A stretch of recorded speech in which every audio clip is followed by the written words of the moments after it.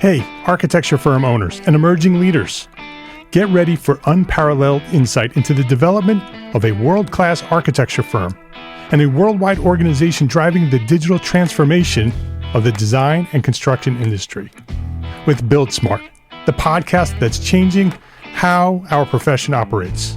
We share the incredible stories behind innovation in the building industry with my friend and co-host, Patrick McLeamy, FAIA, former CEO of the international architecture firm, HOK. You know, Yamasaki's office or firm lasted during his lifetime.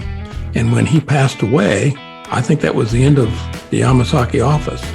Helmut did not want that. He wanted a firm that would live out and grow beyond the founders. In Season 1, discover the untold stories behind HOK's meteoric rise, from 150 employees in St. Louis to a powerhouse with over 1,900 staff members and 27 offices worldwide. You know, they weren't as polite as the Kojima people. That was just boom. And anytime you have a creditor, whether it's Kojima or the bank, that wants their money, unless you can raise money someplace else, you are out of business. Bankrupt. And hold on tight for Season 2, where Patrick takes us on a new adventure as chairman of Building Smart International, shaping the future of digital transformation in the design, construction, and operation of built assets. Ian Howell, Ken Harold, and I, Ken was my technical representative from HOK. The three of us took a tour of Europe of 5 cities in 5 days. Very busy time. Simply follow the link in the show notes to subscribe to Build Smart now and uncover lessons that will transform you and your architecture firm.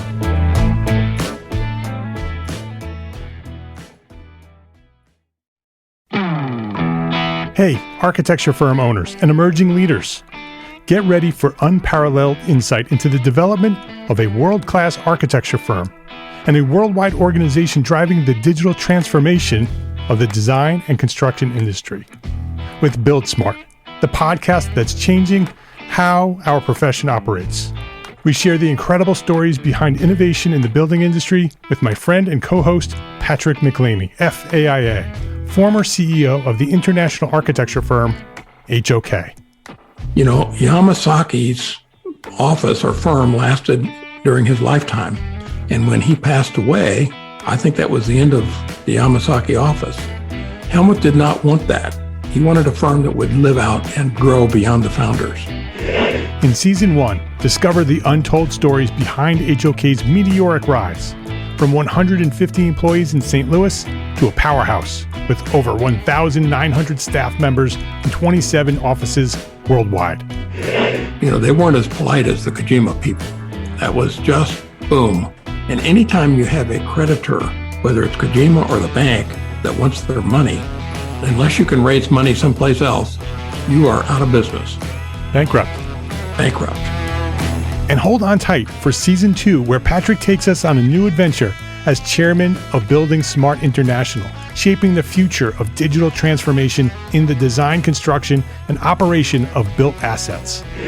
Ian Howell, Ken Harold, and I, Ken was my technical representative from HOK. The three of us took a tour of Europe of 5 cities in 5 days. Very busy time. Simply follow the link in the show notes to subscribe to Build Smart now and uncover lessons that will transform you and your architecture firm.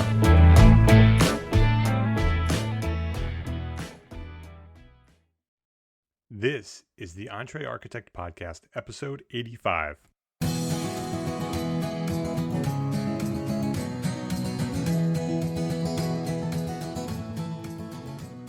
Welcome back to the EntreArchitect Podcast. My name is Mark R. LePage, and this is the podcast dedicated to a successful life as a small firm architect. Whether you have plans to someday start your own firm, whether you're in the process of launching a startup, or you might be an experienced small firm architect just trying to make a difference, this podcast is for you.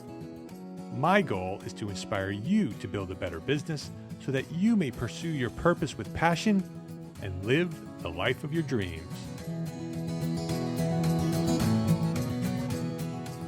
He committed to taking all 7 sections of the architecture registration exam in 7 days. He launched a new scholarship program where recent graduates of architecture school can be reimbursed for the cost of their first exam. And he's worked with his team to rebuild the operational structure of his organization to better serve its members. This week on the EntreArchitect Podcast, I welcome back my friend, the now past president of the American Institute of Architecture Students, Charlie Klecha. This episode of the EntreArchitect Podcast is sponsored by the EntreArchitect Report. That's my free weekly newsletter. Subscribe at entrearchitect.com/newsletter. Charlie Klecha, welcome back to the Entrepreneur Architect Podcast. Thanks for having me, Mark. Pleasure to be here. It's great to have you back. We've had you before on the podcast, episode 62, for anybody who wants to check that episode out. We sort of got into Charlie's origin story and where he's come from and talked about sort of just as he started getting into his new role as president of AIAS National. And now we're going to be talking to him as he's exiting as president of AIA National, literally on his way out the door. And so talk about that a little bit, Charlie. I mean, where are you now, and what are you doing, and what's your sort of your current status right now? Sure. So we just this past weekend had our annual Grassroots Leadership Conference. And part of the opening ceremonies actually for that conference are held at the National Building Museum, where we inaugurate the new board. So we actually have an oath of office, everything. I got to read that for the incoming board of directors. And so as of last Thursday, Danielle Mitchell is now the AIAS national president, and I assume my term as past president. So I'll be on the board for one more year, running elections committee and doing some alumni network development. Later today I pack up the car and head back to Detroit to start my career. No, very cool. Where's Danielle from? Where does she call home? She's from Pennsylvania, just graduated from Penn State. Okay, great. So she moved to DC beginning of July. We have the new officers come in July 1st, so they get a bit of a ramp up, and now it's all on them. So you get nice overlap. Yeah. Well, the main reason I wanted to have you back is because you proceeded with your ARE exams, your architectural registration exams, in a very interesting way, in a very, very public way. You studied for the ARE for 7 weeks, right? And then you took the exams themselves in 7 days, right? One after another. That's correct. Yep. And so what was your goal in doing that? What was the point of doing that? The overarching goal of the campaign was really to promote a new scholarship fund that the AIAS has launched, and really just to encourage recent graduates to get started on the path to licensure as early as possible, just to take that first exam and get that out of the way, so it's not this looming mysterious thing out on the horizon, but to start making some forward momentum toward their goals. And that's a relatively new way of taking the exam. I mean, when I took the exam, you needed to finish your IDP, your intern development program, before they allowed you to take the exam. And that has changed, right? You can take the exam right out of school, right? As long as you've completed your education. You can't take it before graduation, correct?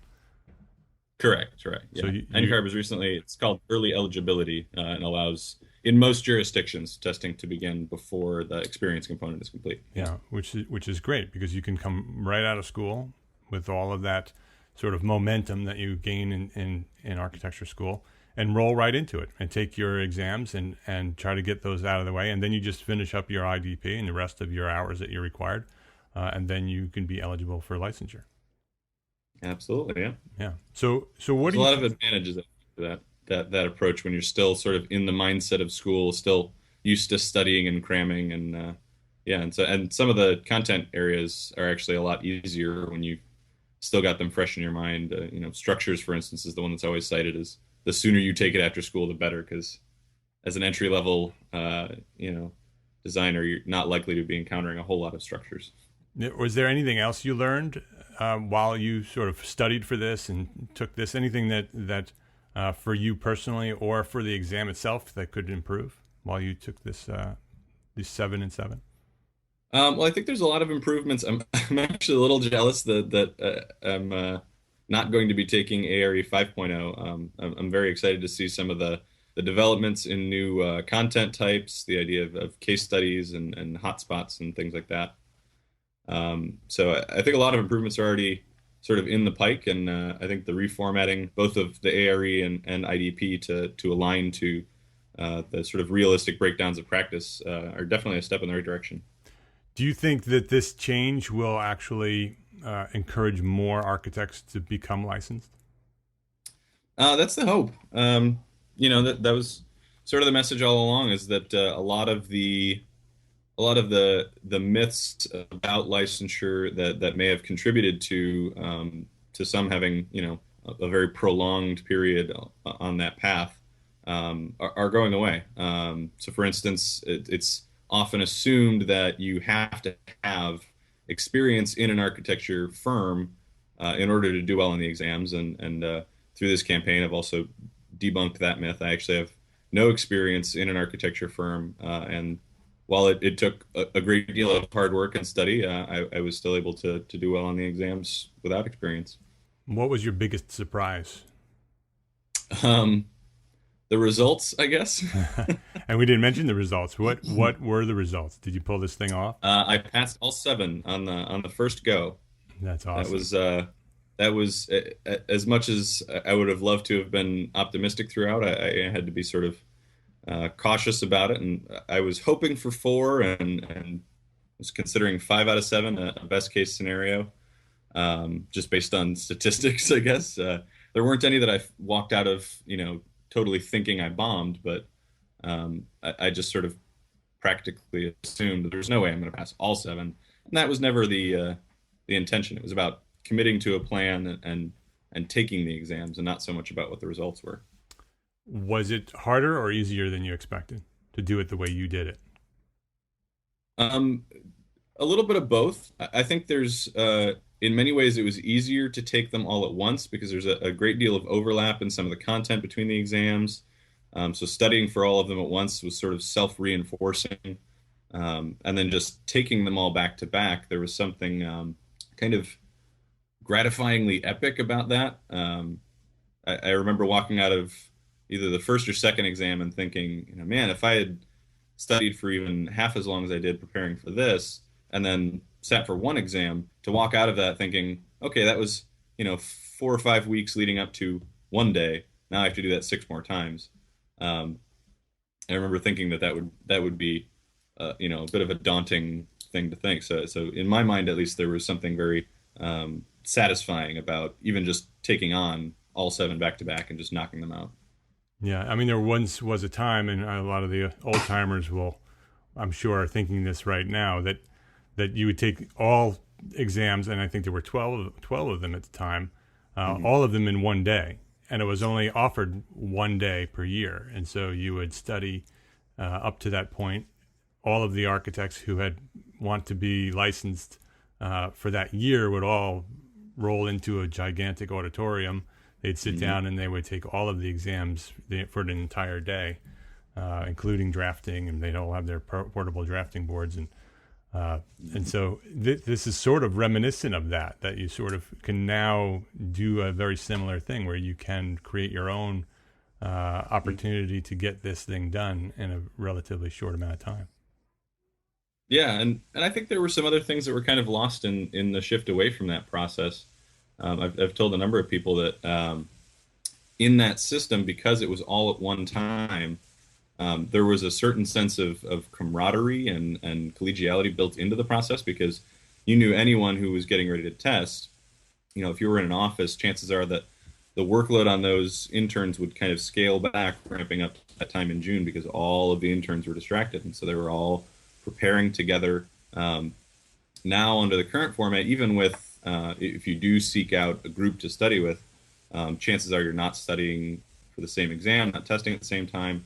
And if you don't proactively seek out someone to study with, it can be a very isolating, a very lonely journey to prepare. It doesn't have that sort of built-in, sort of mutual hold to the goals. Yeah, I've heard of several study groups being put together where the intent is to sort of schedule a group of interns to study together for the same exam, all take it on the same day, and then study for the next one together, all take it on the same day. I think that's a very good approach as well.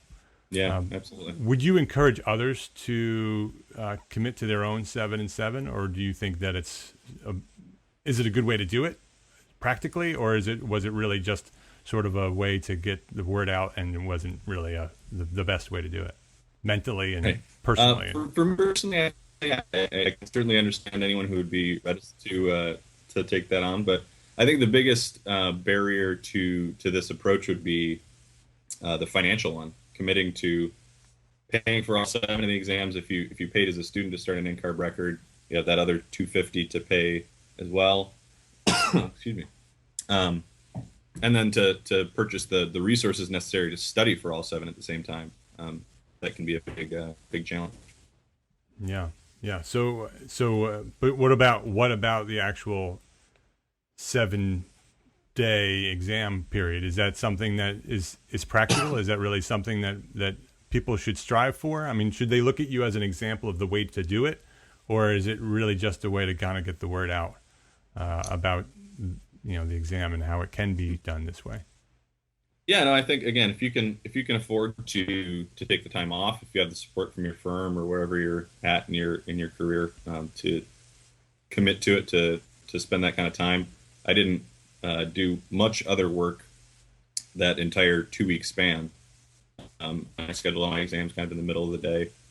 So if you can do it, it's win or lose. I think regardless of how many you pass in that go, I think there's a lot of benefit to stacking them together like that, just for the experience of getting through it. If you fail any in that run, 60 days later you can reschedule and keep that momentum going. Yeah, I think it's definitely a positive change to that NCARB has put together here. When I took my exams in the 90s, we could take them anytime we want, just like you can now. But we had to go through. Actually, I took the exam just before IDP was required, so I didn't have to do the IDP. But I did need to do the hours. There were still hours involved that needed to be recorded, and it had taken so long to get to that point that I was already. I had my own company. And I was starting 5Cat Studio because Anne-Marie was already licensed. And so many other things were distracting me that I never got around to the license part of it.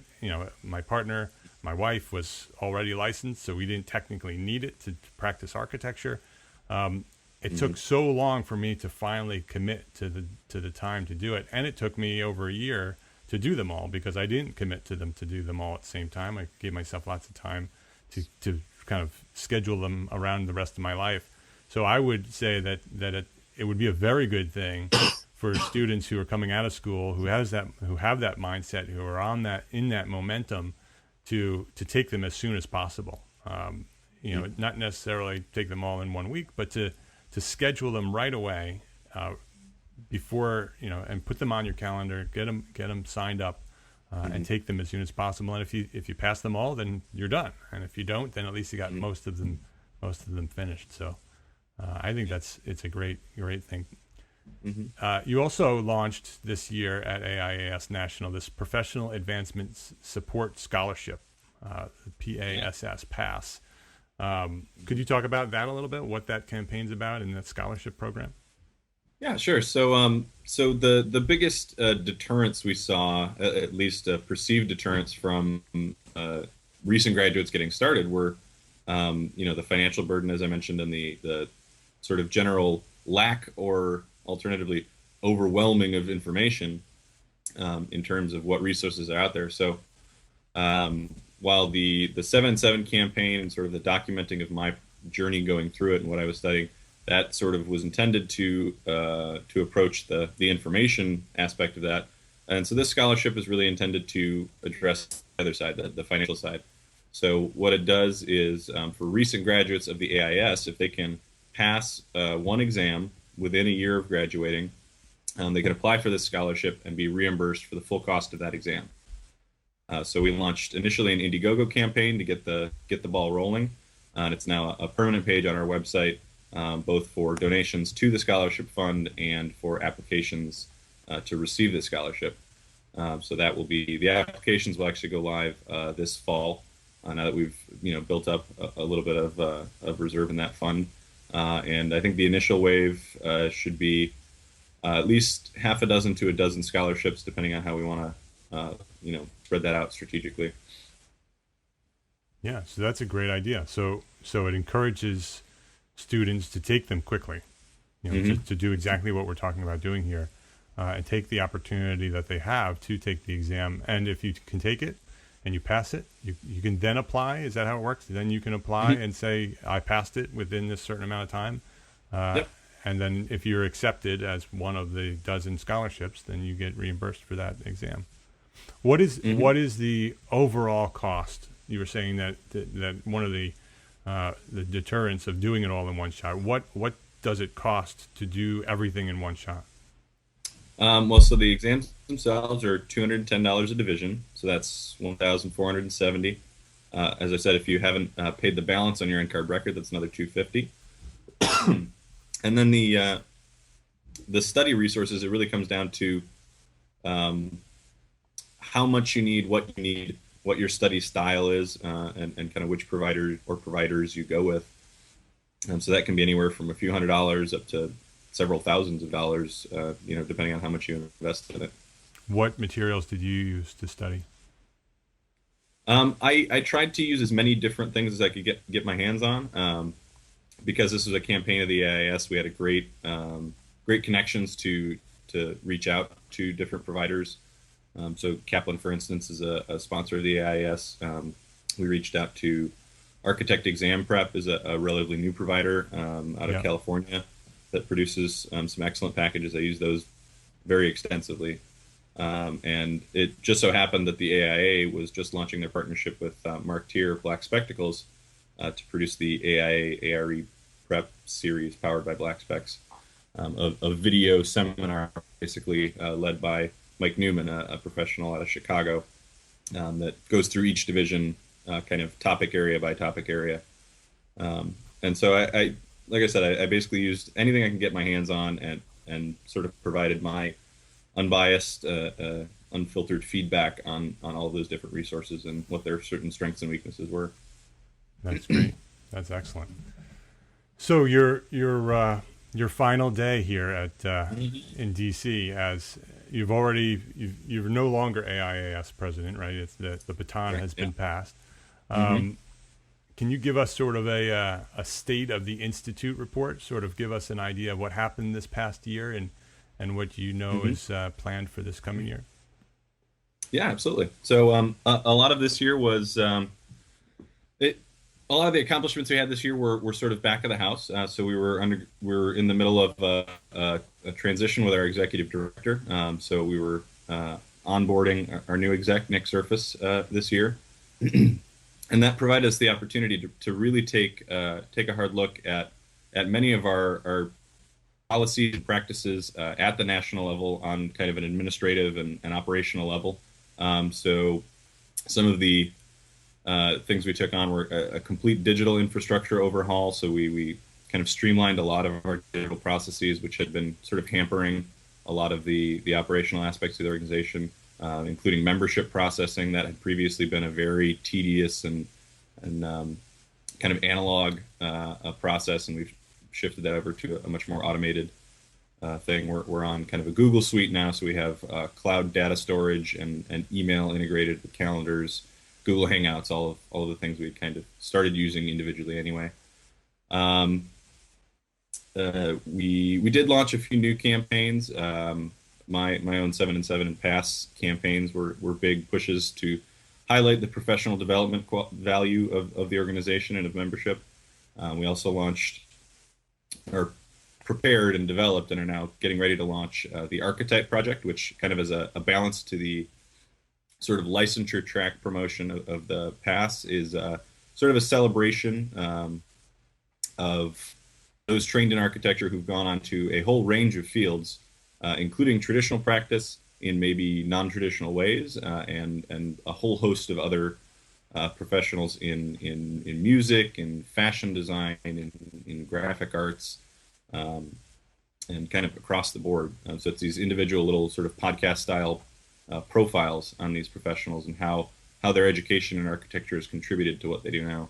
Oh, I love that. Is that going to be hosted by a specific person, or is that sort of it's going to be individually produced videos?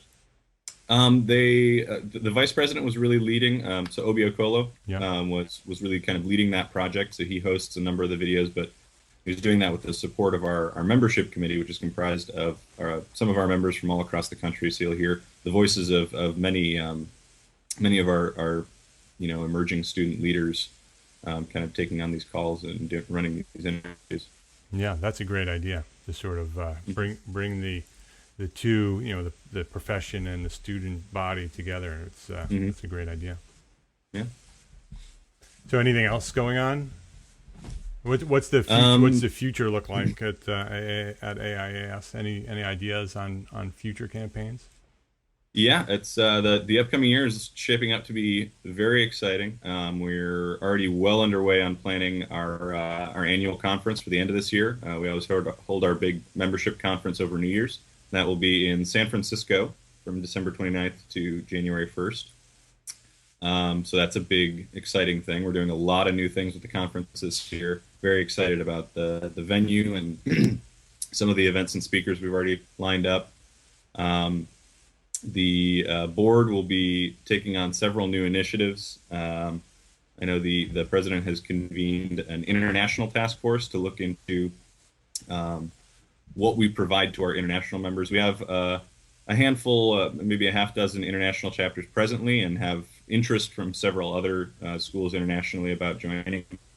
So developing what our international strategy is, what the benefits of membership are for those outside the U.S., as well as in categories like high schools and community colleges where it's not the traditional chapter structure. We're also have a group assembled to look at our regional conferences, which have been somewhat ad hoc and really entirely student run up to date. And now we're looking at how we can coordinate those across the regions, how the national office can better support those so that they have what they need to focus on the programming and the events. We're also, again, kind of at the back of house level, we just approved a budget for FY16 to hire 3 new staff members, which will significantly enhance our kind of operational capabilities as an organization and really allow us to put some muscle behind these new programs and events. And that includes 1 full-time staff member who will be dedicated exclusively to our website, our social media, our digital content. So we're actually getting ready sometime in August to launch a brand new website, which is something that the organization has needed for a little bit of time. It's, for being a group of young, forward-looking designers, our digital presence really has to be an accurate reflection of and resource to our members and really students everywhere. So we decided that really needed full-time staff dedicated to that alone. Well, that sounds like it's been a great year. And I think there's been some tremendous progress at the Institute this year with your leadership. And so, and all the people who are working with you. I'm proud of what we've accomplished, and I'm very excited for what's to come. Yeah, you certainly should be proud. So you're heading back home to Detroit. So what's planned for you now that you're leaving AIAS? Well, I don't have much time this week. I actually basically turn around and fly right out to San Diego tomorrow for the NCARB licensing advisor. I'm an architect licensing advisor with NCARB, helping to support and educate those on the path to licensure. Seems fitting with my recent experience, so I'm looking forward to sitting on a panel at that event.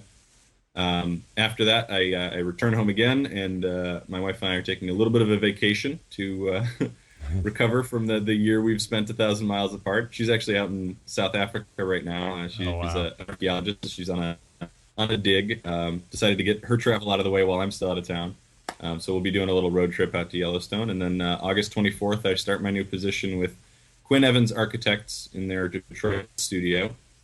It's conveniently a block away from where I live. And we'll share a building with AIA Michigan and AIA Detroit, as well as Lawrence Technological University's downtown studio and gallery. So a nice central location. Quinn Evans specializes in adaptive reuse and historic preservation, and is looking to kind of expand their portfolio. So Detroit, while it's currently kind of a small satellite studio, is a growing office, taking advantage of the many opportunities with the existing building stock in Detroit and the kind of positive momentum that city has going on right now architecturally. Yeah, you could not be in a better city for that type of architecture. Pretty exciting. Yeah, and AIA will be hosting their leadership or their grassroots conference in Detroit, the first of the split conferences this upcoming February. So I look forward to jumping right back to getting involved with national events. Yeah. So are you going to get more involved in AIA now that you'll be out into the profession? Yeah, that's the plan. I am still on the AIA National Board as student director through the end of this calendar year, but I'm very much looking forward to getting involved with AIA Detroit, getting on their emerging professionals committee, and just kind of seeing where that takes me. I imagine from what I've heard that the AIA tends not to let go of folks who demonstrate a willingness to serve. So I imagine I have many years of involvement yet to come. Well, that's good to hear, because you are certainly a leader, and a leader that's much needed in our profession. So thank you for your dedication. I do what I can. Yeah. So thank you for being here today. I appreciate your time that you slipped in between closing down shop and moving on to your next bigger and better adventures. But I wanted to acknowledge you for what you've done this past year and the time before that. You've certainly have set yourself to be a role model for other students as well as professionals. You've put yourself out there with the 7 and 7 and launched this PASS scholarship. You certainly will leave a legacy as you leave AIAS as this grows and continues. So thank you very much for your dedication to the profession and to the students who are emerging as professionals. Mm-hmm. Yeah, absolutely. It was an honor and a privilege to serve, and certainly a life-changing experience for myself. And all I can hope is that it's done some good for those that come behind me. What's the best way for someone to contact you if they wanted to say thank you or ask you some questions about what we talked about today? I can still be reached at pastpresident@aias.org or Charlie Klecha at AIAS.org, both direct to me, and will be active as I remain on the board for the next year. Okay, great. Well, thank you very much for taking your time and sharing your knowledge here today on the EntreArchitect Podcast. Absolutely. My pleasure, Mark. Thanks so much.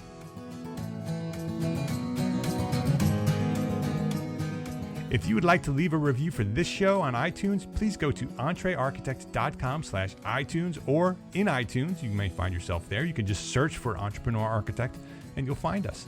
But even more important to me is that you share this with a friend.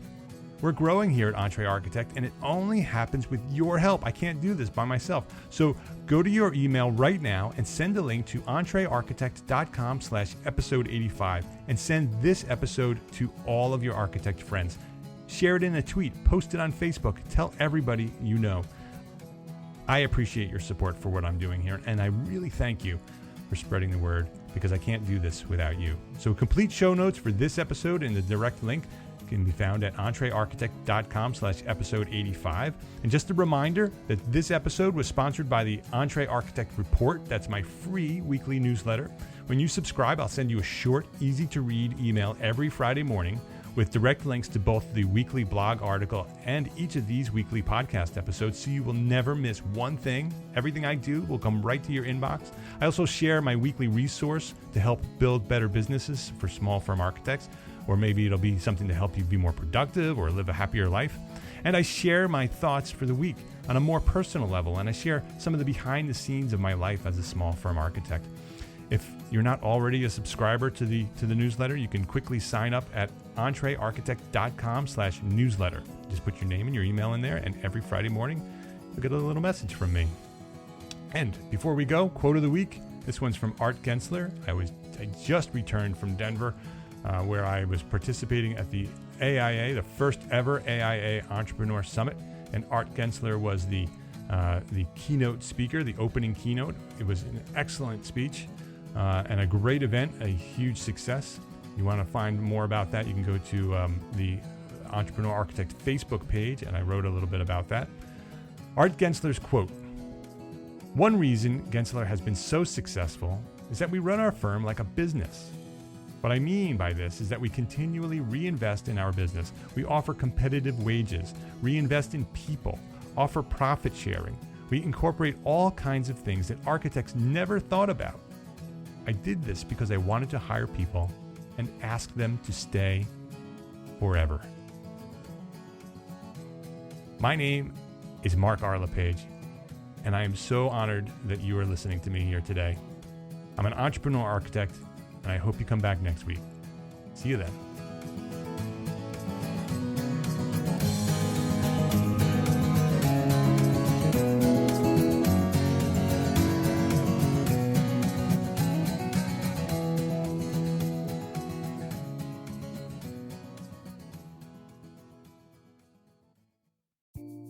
Imagine earning continuing education credits while doing exactly what you're doing right now. Well, you can. Gable Media has revolutionized the way you earn your continuing education credits with a groundbreaking approach. Forget running around town and scouring the internet for credit-worthy courses. Fulfill your CE requirements effortlessly by listening to engaging podcasts just like the one you're listening to now. Our podcasts are designed to educate, entertain, and inspire, all in a user-friendly environment. But wait, there's more. Architects, Gable Media is also approved as an AIA continuing education services provider. Upon completion, we handle everything, from reporting your hours directly to the AIA to storing your certificates in your personal Gable Media profile for your self-reporting needs. So follow the link in the show notes and start earning your credits in the most innovative and entertaining way possible with Gable Media. Attention architects and creative minds, get ready to supercharge your brand with Build Your Brand, the podcast that's unlocking the secrets of branding success for creatives. Hey there, it's Mark R. LePage, founder of EntreArchitect, and I'm inviting you to join my friend, architect marketing expert Jeff Eccles at Build Your Brand podcast, where he explores the captivating stories of the world's top brands and transforms their lessons into powerful moves for small firm architects and creatives like you. In Season 1, Jeff shares the thrilling tale of Southwest Airlines, where he dissects their journey to the summit and distills it into strategies tailor-made for you. It's important to keep in mind that companies like Southwest compete in the real world, just like you, and face real-world challenges, just like you. You might be surprised at how similar those challenges are to the struggles that you grapple with on a day-to-day basis. Don't miss out on your blueprint for success. Subscribe, tune in, and let's build your brand together. You may have noticed that the very best brands in the world are also known for having somewhat unique corporate cultures. That's often the glue that holds everything together when they encounter those rough spots. We don't do it because it inconveniences the passengers to whom we are primarily dedicated, the short haul, frequent flyer. Follow the link in the show notes to subscribe to Build Your Brand today. Remember, no matter the size, the journey's the same. Your brand's journey to the top starts here.